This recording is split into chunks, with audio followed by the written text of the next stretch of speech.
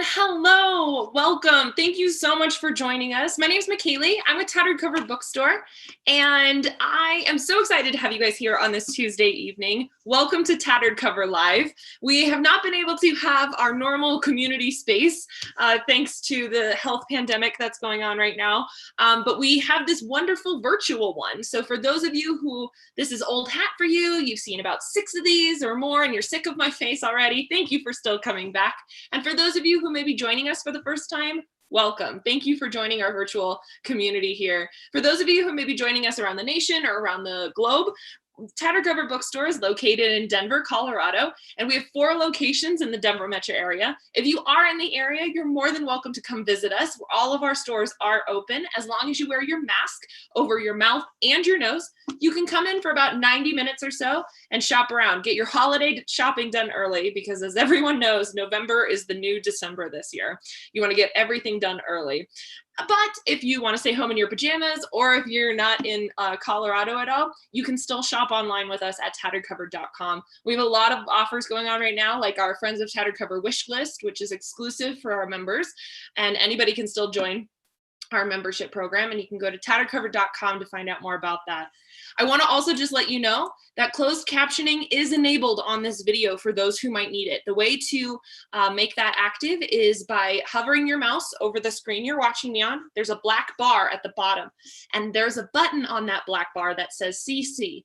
If you click that button, closed captioning will be enabled for those who might want it or need it. So we just want to let you know that that feature is available. And now it is my honor to introduce the authors that we have here today. We have Ed Caesar, who is in conversation with Dexter Filkins to talk about his new book, The Moth and the Mountain.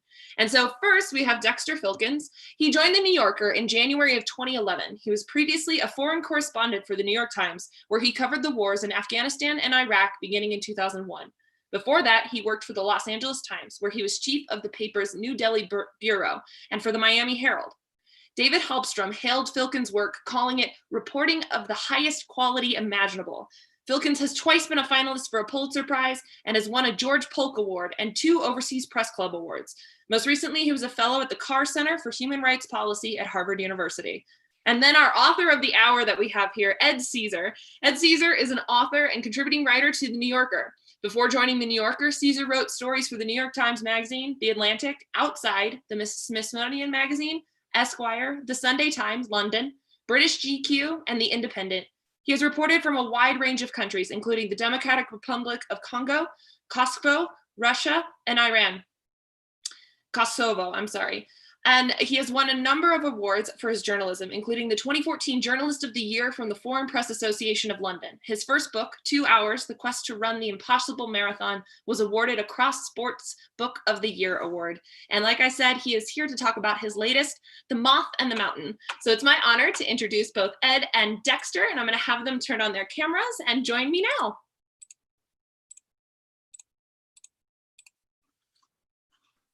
And there's Dexter, hello. And Ed, hi, welcome. Hello. Thank you so much for joining us. It is quite late where Ed is, so we appreciate him staying up to join us, which is awesome. Thank you so much for being here. My pleasure. Thank you so much for hosting this. Really appreciate it. Absolutely. Well, I believe you have a bit of the book to talk to us about, maybe a reading or a summary you'd like to share, The Moth and the Mountain. So if you want to kick us off with that, that'd be great. Yes. Let me tell you about The Moth and the Mountain. The Moth and the Mountain is the story of Morris Wilson, who was an extraordinary man who in the 1930s came up with an incredible plan, which was that he wanted to fly his biplane to the Himalayas, crash land it near Everest, and then climb to the summit alone. And no one had ever climbed Everest, climbed to the top of Everest. And it was a crazy idea. And it was born out of this need that Wilson had to heal his broken life. So he was a veteran of the First World War. And ever since his astonishing and heroic service in the First World War, he had struggled, like many men of his generation, to put his life back together. And so this is the story about the aftermath of conflict.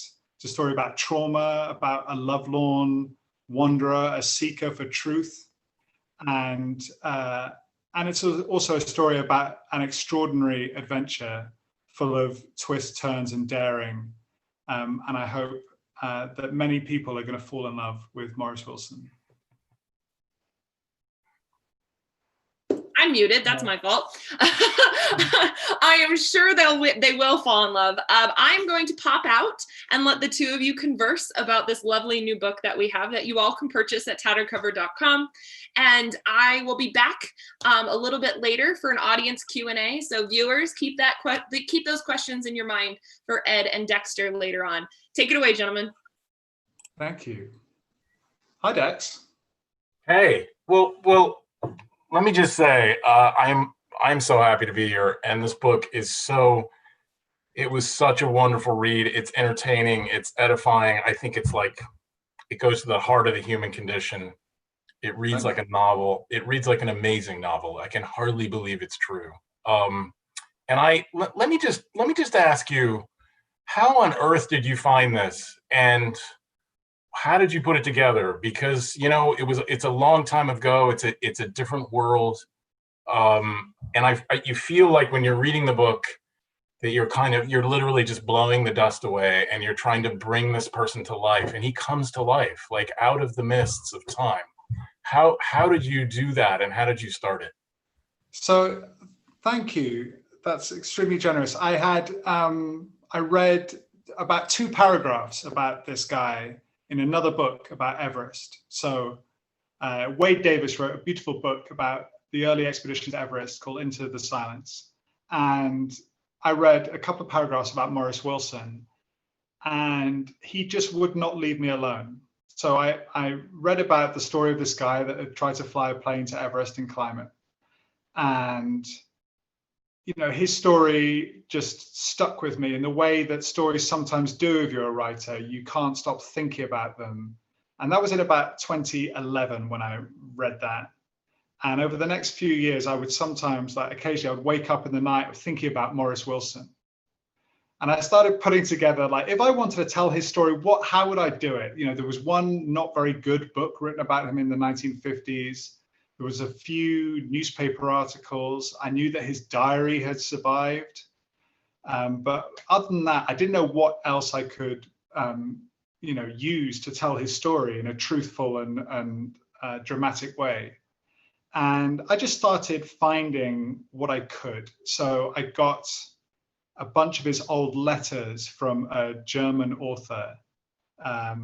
He had them in his basement, and I went to see him in Bremen in Germany, and I got all these letters. Wonderful. How on earth did you find that guy? He'd written about Wilson. So he'd written about Wilson in German.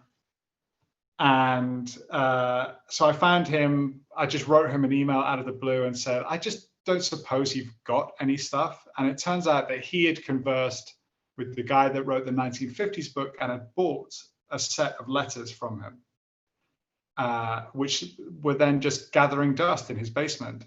So I went to Bremen.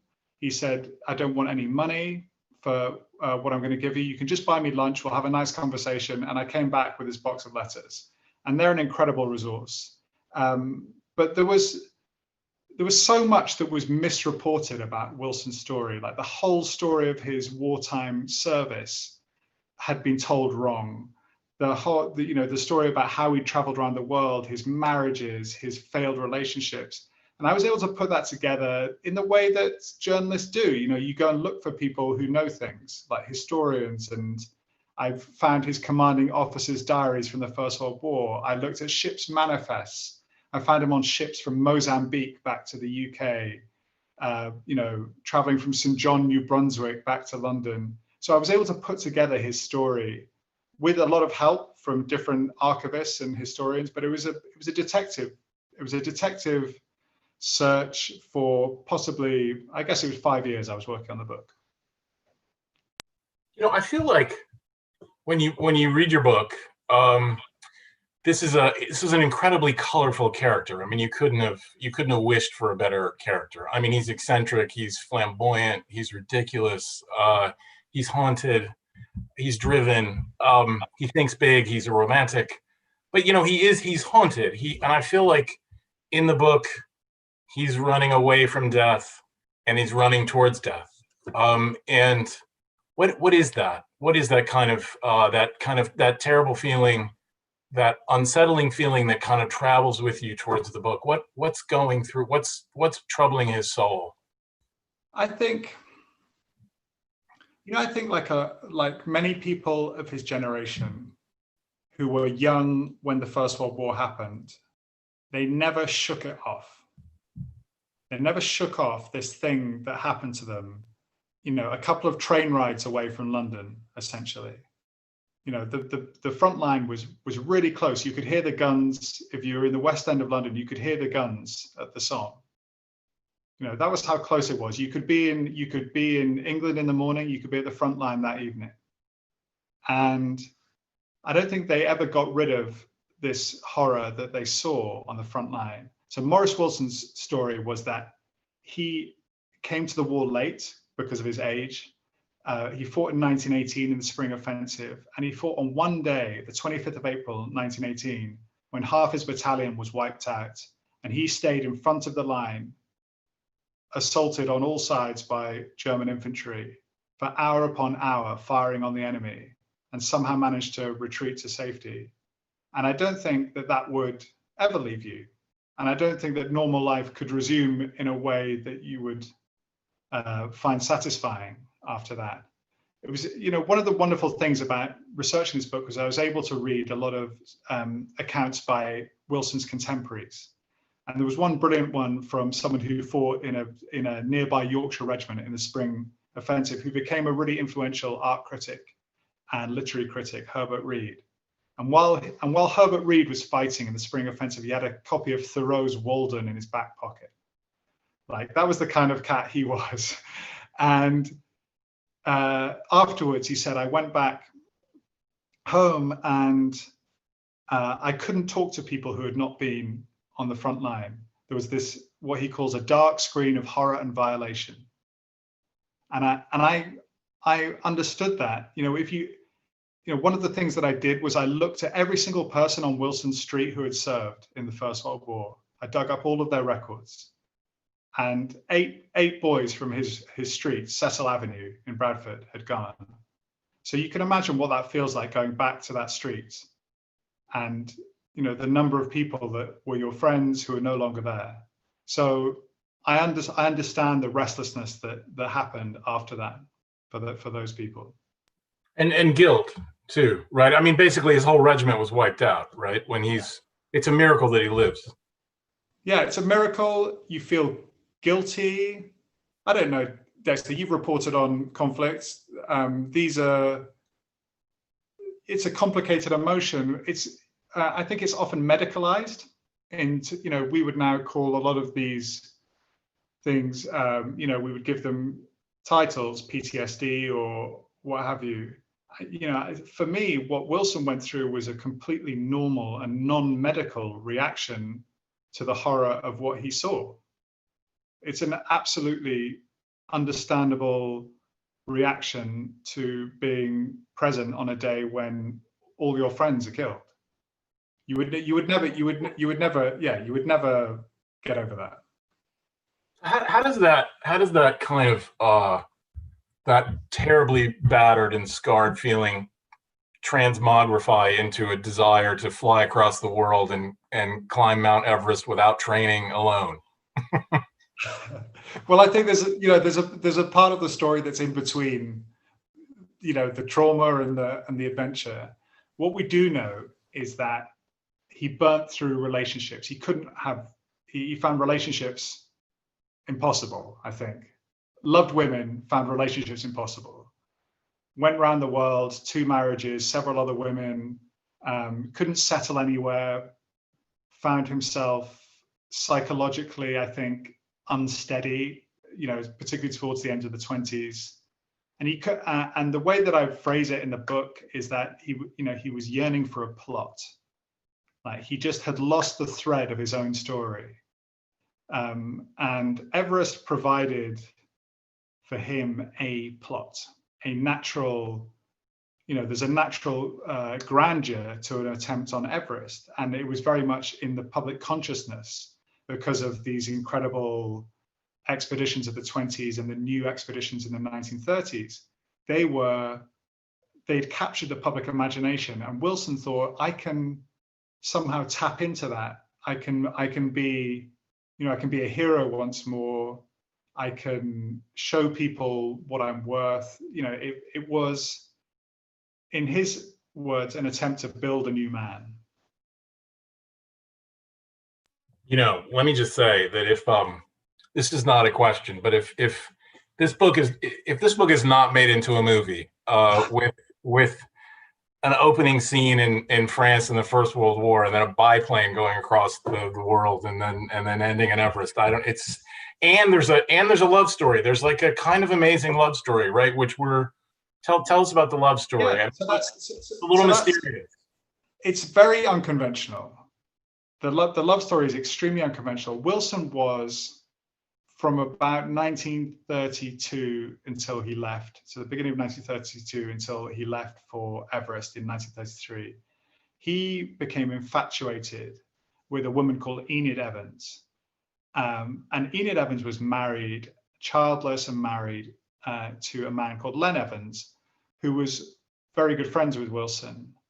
And this strange, I would call it a kind of weird suburban menage a trois that evolved. Len was seemingly happy with Wilson's infatuation with his wife. The three of them used to go out dancing in the West End of London together.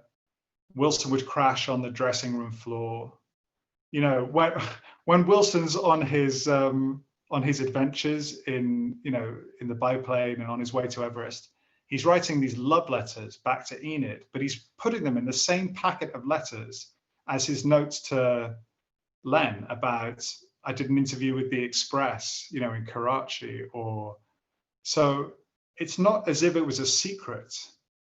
And both Len and Enid stayed together, after this, and they talked about this experience with the first Wilson biographer. So it feels to me like there was an acknowledgement of this weird, unconventional kind of three-way affair that was and it brought joy in different way to all three. Len got a friend, Wilson got to have a relationship with seemingly no commitment, which was the problem for him. And, and Enid got this incredible charismatic figure who had been everywhere around the world, who was this adventurer. So, the whole thing is very unconventional, but it did bring joy in some way to all three of them. We sort of don't really know if the relationship between Maurice and Enid was ever consummated. We don't know whether it was chaste or not. I don't know. It feels it's definitely more than platonic. The way that they talk to each other in the letters. The moment when it actually really comes alive is just before Wilson leaves for Everest. So Wilson flies his biplane. By some miracle, he makes it 5,000 miles to northern India in this plane before he gets the plane is impounded, and then he has to walk, and he's got to walk in this because he's got no permits to get into Tibet, and will be arrested if he tries to set foot in Tibet. He gets a disguise, and the disguise is a Tibetan lama's costume. And his description of dressing up in this costume, it forms the last part of his last letter to Enid. And that's the moment at which you feel like they're most connected. Like Wilson is describing this kind of lavish costume. There's a theatricality, a performance to it. That to me seems like that's what their relationship was. Wilson performed, Enid watched. That was what it was. But I mean, he must have been the kind of guy, and you definitely get into this, but when he took up all the oxygen in the room, right? I mean, just incredibly charismatic. I think very charismatic, probably a terrible person to, have at a dinner party or, to be stuck anywhere near on an airplane or whatever. Like he's you know, he probably would have been nightmarish to be around. A talker, a joker, a dreamer. You know, I think we've all met them. You know, just people who are just a kind of chaotic bundle of energy and ideas. And that's what he was. Someone asked me the other day, do you like Morris Wilson? It's a really hard question to answer. Like, I think I love him in the way that you love difficult members of your family. You know, I've lived with him for a long time, but he would have been an extremely, you know, tricky person to be around, I think.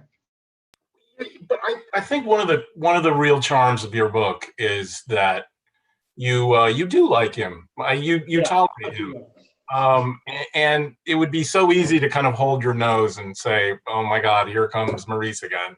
He's going to break all the furniture." But you kind of, you know, you let him dream, you know, and that's what he's doing, right? Yeah. The thing about this is that when I first heard about what he did, I didn't think it was crazy, because I think some people need to do mad treks and adventures for reasons that are like rest way down in the bottom of their soul. You know, they're expressing some deep need, and that is a part of all of us. And so I didn't feel like I never felt that he was a laughable figure. And in fact, that was one of the things I really wanted to correct about the record about Wilson. You know, he is dismissed as an eccentric, or as as an oddball, or whatever you want to call him. To me, he was none of those things. He is, he's not, he's not in the ordinary run of people, but he's addressing deep needs that are born out of real crises.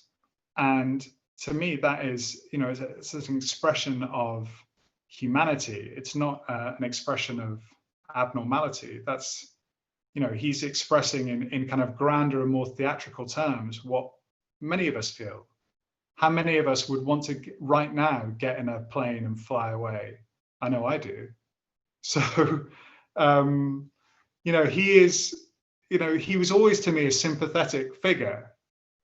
And the kindest things that anyone has said about the book is that, you know, we sort of understand him more because we understand this extraordinary adventure that he went on. Yeah, and he's got this terrible scar on his soul, obviously. Yeah. Ed, you've obviously got these gaps in the book where you kind of don't have the whole picture, and you handle that just incredibly well. You don't try to write what you don't know. You don't speculate, which is really the self-restraint is kind of admirable. But you kind of put yourself into it often in those gaps, and you talk about what you don't know. But just tell us about writing what you know and writing what you don't know. Yeah, this was the hardest thing to figure out in the writing of this book, and it took me a couple of goes at it, you know, and some hard conversations with my editor to really work this through. And the place where I got to on this was, you have to be more honest. You have to be really upfront about saying, I cannot tell you what he did on every day of his life. I can't tell you that. There are some days on which I do know a lot. There are some periods in which I know a lot. There are some periods where I lose him. You know, you track him like a detective, or, you know, you track him by his passport stamps. And I saw this beautiful exhibition of, there's this Japanese art of, it's called Kinsugi, which is about making cracks in ceramics beautiful. They use this gold paint to make the cracks kind of, you know, beautiful. And it sort of felt like Kinsugi. You know, you're trying to show the cracks in your knowledge and make them somewhat beautiful, because actually, the truth is that all biographers feel this to a greater or lesser extent. We're trying to commune with dead people a lot of the time, and they can't tell you. And even if we were trying to commune with alive people, they probably couldn't tell you exactly why they did everything. And, you know, the record is always skewed. And so I feel it's incumbent upon this kind of nonfiction to be honest and to say at certain points, this happened, and then something that we don't know might have happened, and to try and address that in a way that's interesting for the reader without being too, you know, meta and inaccessible. So that was my aim. I hope I pulled it off, but my aim was to show you that he can be confounding, Morris. But then so is biography, if we really want to be honest about it, is a lot of people paper over cracks where they shouldn't, and tell you things that they believe to be true. So I was trying to tread that line between telling the story right and saying what I knew. Yeah. You make it work for you. You do. I mean, you know, there's this. It's a Spanish word, duende, and it doesn't really translate, but it means kind of lyrical leap, and you kind of do that here. That they kind of because it's mystery upon mystery. It's like, who is this man? And we don't have all the material that we might have. And so we have to just kind of leap with him, you know, or not even leap, climb with him up into the clouds. But it works. It kind of works at this, at a kind of spiritual level. You feel like I'm okay with not knowing everything about this man. I have the essentials of his condition.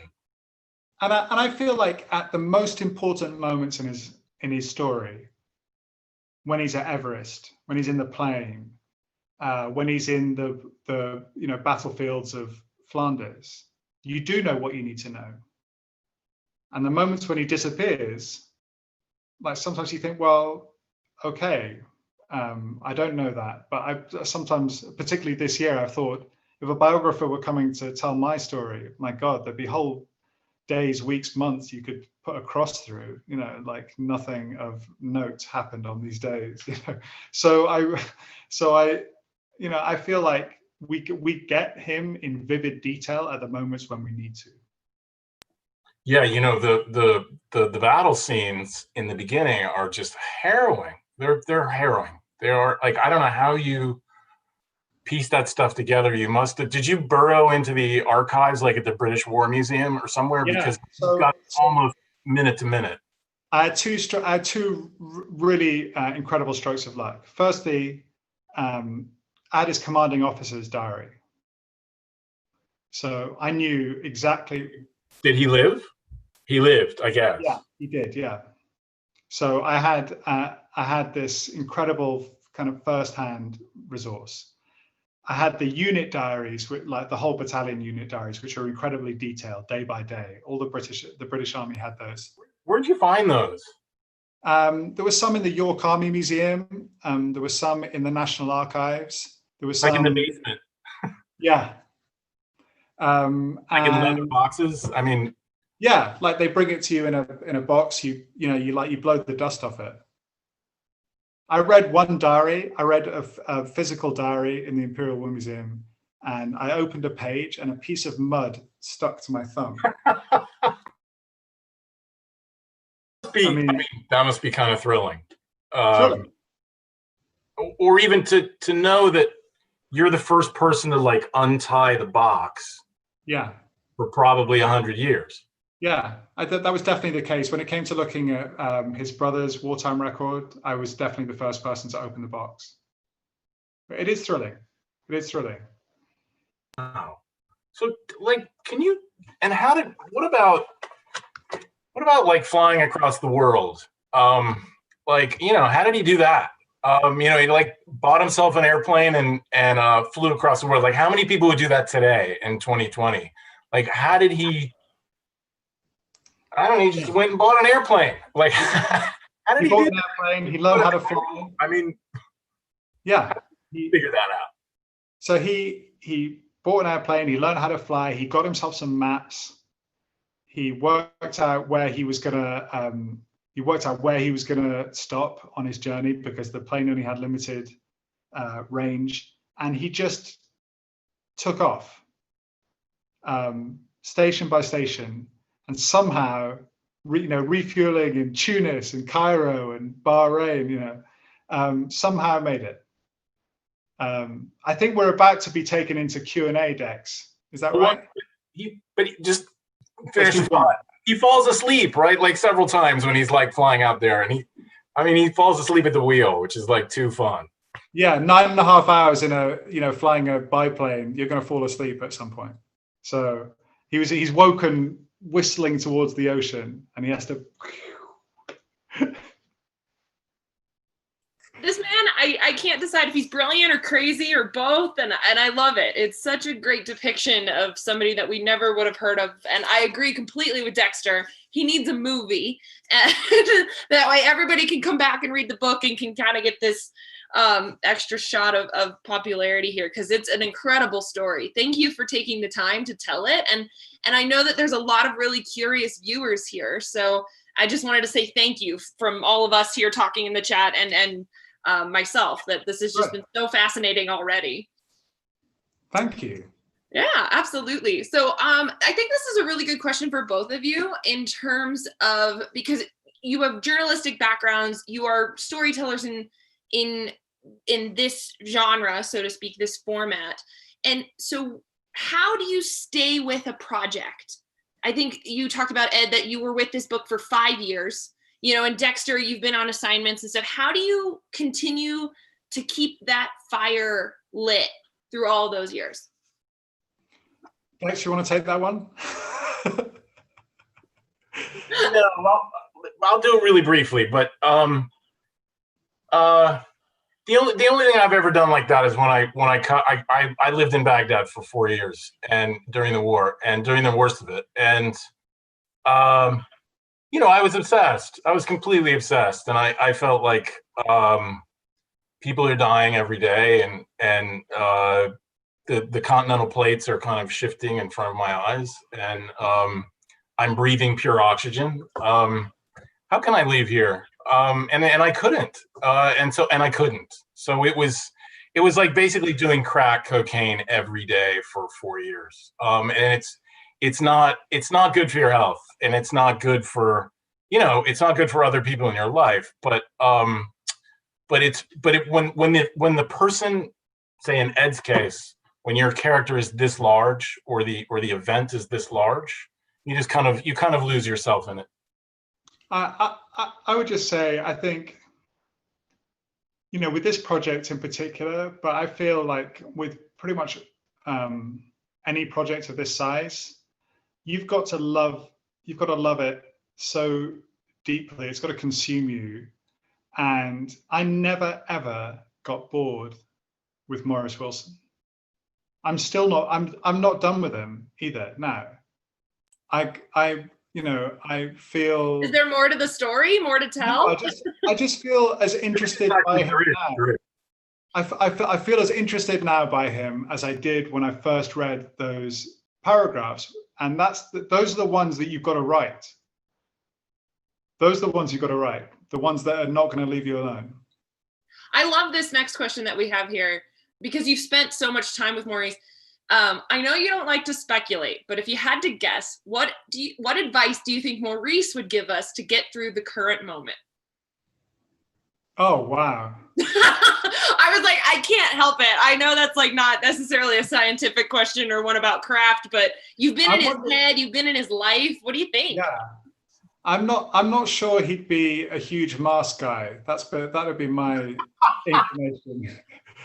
My feeling is like, maybe, I think he would have found, do you know what he would have done? He would have found the island with no infections, and he would have somehow flown his way.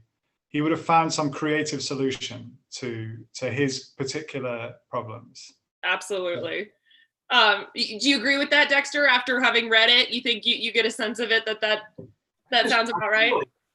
I feel like we all of us, we want to get in a plane and fly away, right? So when you said that struck home so hard, Ed. When you said that, oof. yeah. Yeah. This is a really great question too. Again, kind of going back to research and craft. When it comes to biographies, is it hard to decide what to omit for the sake of narrative, or do you try and keep everything in the book? Well, it's not possible to keep everything in. So I think, maybe talk a little bit about the editing process. Like, how did that go? I don't want to like rake over old trauma here, but yeah, we lost a lot. Leaving it all on the cutting room floor. There was a moment when I had a very detailed and very long, section about the First World War and Wilson's place in it, including, I have to say, I think some of the best scenes I've ever written.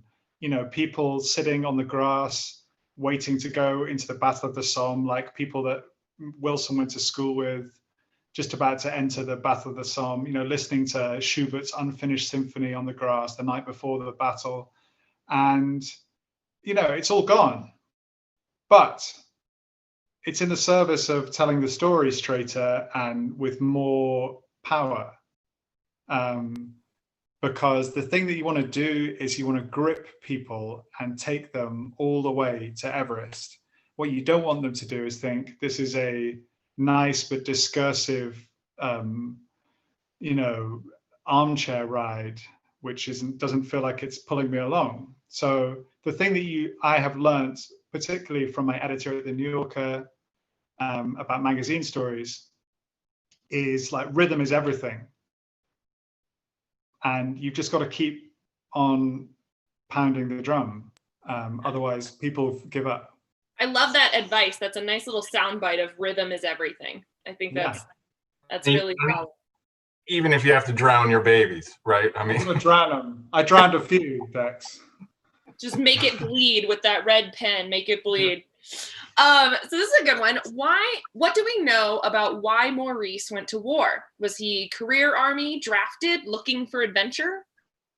Well, what happened was the British Army never ever drafted. So what they did was they asked for volunteers. And the crazy thing about the First World War is that when they asked for volunteers, 500,000 people signed up within 2 weeks, 3 weeks. I didn't know that. It was the most astonishing volunteer army. Wow. And particularly in the case of the northern English towns where Wilson came from, there was a thing called the Pals Battalions, which was a recruitment tactic. And Pals Battalions were when you served with people you knew from your area or even from like your job. So the tramways had a battalion, or sportsmen, there were sportsmen's battalions and so on. The effect of that was that when the Pals Battalions went into battle, if there was a disastrous day, as there was on the Somme, when 20,000 Brits died on the first day, whole towns lost all their young men. Like Accrington, which is about an hour from where I live, they lost 700 people. Accrington cannot lose 700 people in one day. It's tiny. So that was the effect of the First World War, particularly on where I live now, and it affected everywhere. But like the Pals Battalions were ravaged, and Bradford had 2 Pals Battalions and many other battalions of the West Yorkshire Regiment. And when Wilson went back from the First World War, he went back to a city of widows, essentially. Wow. I'm thinking there's a World War I book somewhere in your future with all that you've learned from this. But there's 2 more questions left before we have to end here, and I think this is a really interesting one for both of you. How did you get bit by the writing bug, specifically the journalist writing bug? Where'd that start for both of you? I'll just answer it super quick. I always wanted to write, like from when I was very little. It was the only thing that I was, I really excelled at, and I just loved it and seemed to, it was rewarding.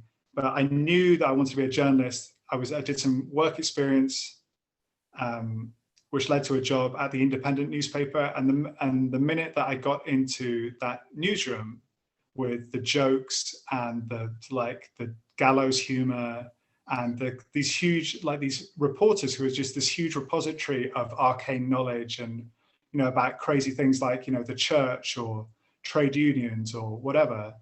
I was like, I have met my people. Aww. I just knew I remember coming back and saying, these are my people. I love these people. And, I haven't had a second thought since. I don't know about Dex, what was your first job? Yeah, I was going to ask, what for you, Dexter? When did that moment hit? I found my people. I feel like I failed at a lot of things first and then kind of fell into it. But my motivations are slightly different. They're not to write.